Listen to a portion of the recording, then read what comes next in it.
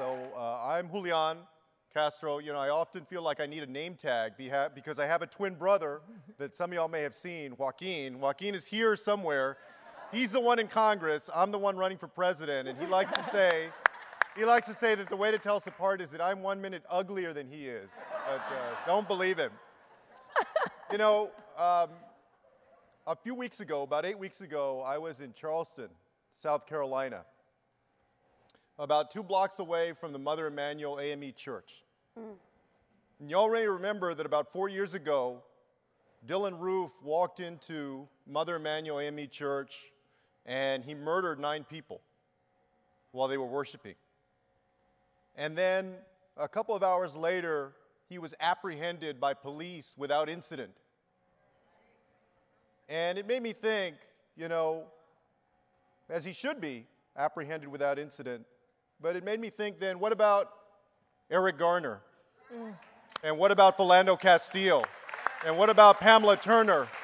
And what about Jason Perro? And what about Tamir Rice? And what about Laquan McDonald? And what about so many others? What about Stephon Clark? And what about Antonio Arce? What about all of those young men and women whose lives were lost because of police violence? We're going to say their names. The thing is that how many of these videos do we have to watch to understand that even though we have some great police officers, this is not a case of bad apples. The system is broken. The system is broken. The system is broken. So let's fix it. On Monday, we're going to unveil a plan to reform policing in the United States, to ensure that no matter who you are, what the color of your skin is, what neighborhood you live in, how much money you have or don't have, what you're doing in your life, walking down the block, hanging out at your house, having a barbecue in the park, going about your business, that you're treated the same under the law. And you know, Stephon Clark's story is a good example of that.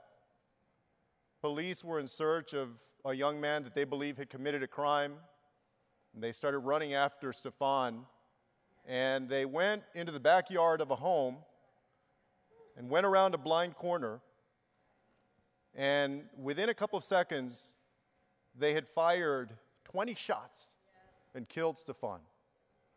It would seem like he was at the wrong place at the wrong time, except he was in his grandmother's house, in her backyard. So how do we fix this broken system? Number one, we're going to work to end over-aggressive policing. Secondly, we're going to hold police departments and police officers accountable in this country for excessive force. And third, we're going to work to heal the divide that too often exists between communities and police. We're going to do things like demilitarize our police, stop selling them weapons of war.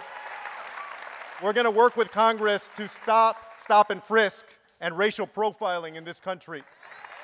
We're going to hold them accountable by passing a national use of force standard that says you can only use force if life is imminently threatened and there are no other reasonable alternatives to that force. And we're also going to track the use of excessive force by police officers, because too often times that's not reported to the FBI. It's voluntary right now. We need to make it mandatory. And we need to create a public database so that the public and departments that hire across the United States understand the track record of officers who have used excessive force. Because too often times an officer will have an incident in one department and just move on over a few miles to the next police department, and that's unacceptable.